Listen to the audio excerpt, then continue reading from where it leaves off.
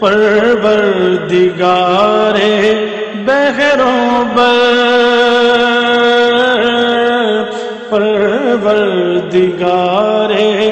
بحروں بر۔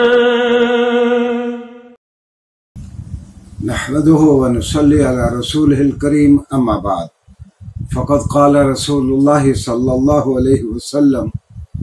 ان هذا القرآن انزل على 7 احرف فقرأوا ما تيسر منه۔ ناظرین گرامی، قرآن کن کن ڈائلیکٹس میں اترا، اس کو اسلامی اور تفسیری اصطلاح میں اس کو 7 احرف کہتے ہیں، 7 قرآتیں، کیونکہ رسول اللہ صلی اللہ علیہ وسلم نے فرمایا قرآن 7 قرآتوں میں اترا، اور رسول اللہ صلی اللہ علیہ وسلم نے سارے مسلمانوں کو اپنے اپنے قبیلے کے لہجے میں قرآن پڑھنے کی اجازت دے رکھی تھی۔ اس کی میں نے 20 مثالیں آپ کی خدمت میں عرض کی، 1-2 مثالیں اور۔ آج ہمارا 5 منٹ قرآن کریم کے ساتھ اس پروگرام میں 7 احرف پہ یا لہجات قرآنیہ پہ آج ہمارا آخری شارٹ لیکچر ہے۔ سورہ غاشیہ 30ویں پارے کی ایک سورت ہے، اس میں ایک آیہ کریمہ ہے لست علیہم بمسیطر، لست علیہم بمسیطر۔ سورہ غاشیہ میں آیت کا یہ حصہ نکال لیں، جب مسیطر جہاں لکھا ہوا ہے صاد کے اوپر سین کا بھی نشان ہے۔ میں نے پہلے بھی کسی لیکچر میں عرض کیا تھا کہ صاد کہتے ہوئے آواز تھوڑی سی موٹی یا تفخیم کے ساتھ آپ اس لفظ کو ادا کرتے ہیں، اور سین کہتے ہوئے نسبتاً آواز باریک ہوتی ہے، تو گویا یہ سین کے ساتھ بھی مسیطر ٹھیک ہے، صاد کے ساتھ بھی ٹھیک ہے، کیونکہ کچھ قبیلے اس کو سین کے ساتھ لکھتے تھے، پڑھتے تھے، اور کچھ قبیلے اس کو صاد کے ساتھ۔ ایک اور سورہ فاتحہ سے ایک مثال کے طور پر بہت سارے جلیل القدر صحابی جو قریشی نہیں تھے، وہ ایاک نعبد و ایاک نستعین کو ایاک کو وہ ویا کا، اور کچھ صحابہ ہیا کا، گویا عربوں کے یہاں الف، واو اور ہا یہ آپس میں انٹرچینجبل تھی، بالکل اسی طرح جس طرح سرائکی اور پنجابی میں ملتان اور بہاولپور میں کہتے ہیں ادھر آنے کو ایڈے ایڈے۔ جب آپ صادق آباد پہنچتے ہیں اور آپ سجاول یعنی سندھ کے بارڈر پہ ہوتے ہیں تو وہی الف ہے میں بدل جاتا ہے، ایڈے کو وہ ہڈے کہتے ہیں۔ یہ فینامنا دنیا کی ساری زبانوں میں ہے کہ لفظوں کے سیلیبلز بسا اوقات علاقہ بدلنے سے بدل جاتے ہیں، لیکن واضح رہے کہ اس سے معنی میں کوئی فرق نہیں پڑتا۔ اچھا، رسول اللہ صلی اللہ علیہ وسلم پہ 23 سال قرآن اترتا رہا، لوگوں نے اس فیسلٹی سے فائدہ اٹھایا۔ سیدنا ابوبکر صدیق کے زمانے میں کم و بیش 2.5 سال، 10.5 سال کے قریب حضرت عمر رضی اللہ عنہ کے زمانے میں، اور 1.25 سال حضرت عثمان رضی اللہ عنہ کے زمانوں میں لوگوں نے کوئی 35 سے 37 سال اس سہولت سے فائدہ اٹھایا جو رسول اللہ صلی اللہ علیہ وسلم نے دی تھی۔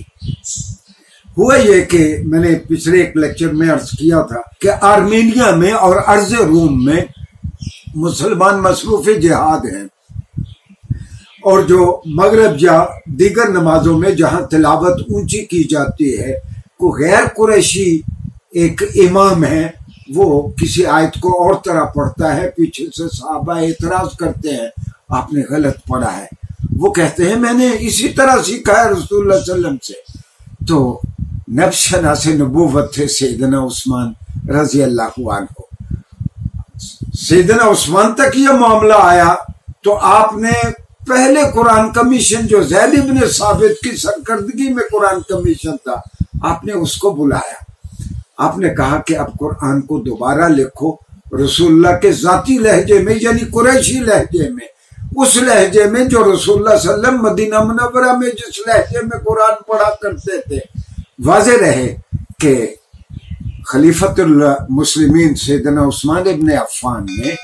باقی لہجوں کو ایبروگیٹ نہیں کیا، جو اجازت رسول اللہ صلی اللہ علیہ وسلم نے دی ہے ایک خلیفہ راشد اس کو کس طرح ختم کر سکتا ہے؟ ہاں، آپ نے جو کینن ورشن اور سرکاری ورشن جو تیار کروایا وہ قریشی لہجے میں، جو رسول اللہ صلی اللہ علیہ وسلم کا ذاتی لہجہ تھا،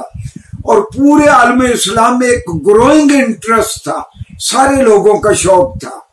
کہ ٹھیک ہے ہمارے قبیلے کا لہجہ اور ہوگا، ہم اسی طرح قرآن پڑھیں جس طرح خود رسول اللہ صلی اللہ علیہ وسلم پڑھا کرتے تھے۔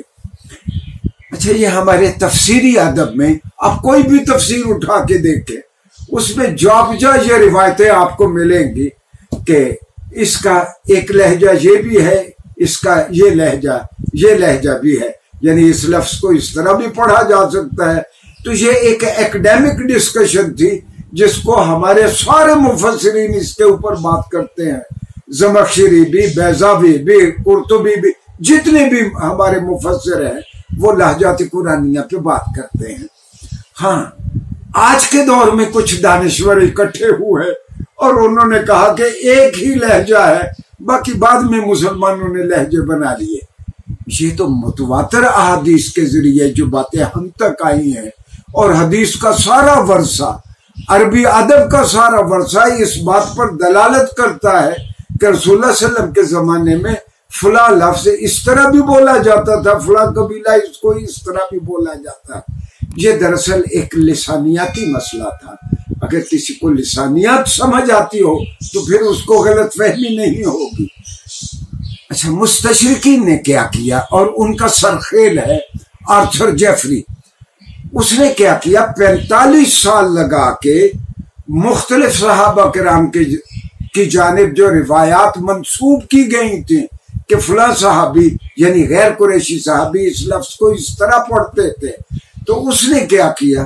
کوئی 6000 کے قریب روایات اکٹھی کی، اور سیدنا عثمان رضی اللہ عنہ پہ یہ الزام باندھنے کی کوشش کی، جس طرح میں نے پہلے بھی عرض کیا تھا کہ حکم بدہن انہوں نے قرآن میں تحریف کر دی۔ ناظرین گرامی، سیدنا عثمان ابن عفان، انہوں نے، ہم اپنے اس محسن کو اس طرح بھی یاد کرتے ہیں جمعوں کے خطبوں میں، عثمان ابن عفان رضی اللہ عنہ کامل الحیاء والایمان و جامع القرآن ہم ان کو کہتے ہیں،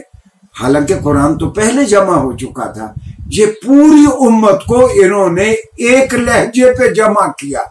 یہ ان کی بہت بڑی خدمت تھی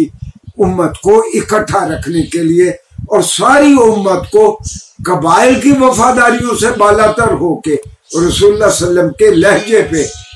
قرآن پہ ساری امت کو جمع کر دیا۔ ناظرین گرامی، یہ واحد کتاب ہے 1450 سال کے بعد۔ آج جب بھی ہم قرآن پڑھتے ہیں،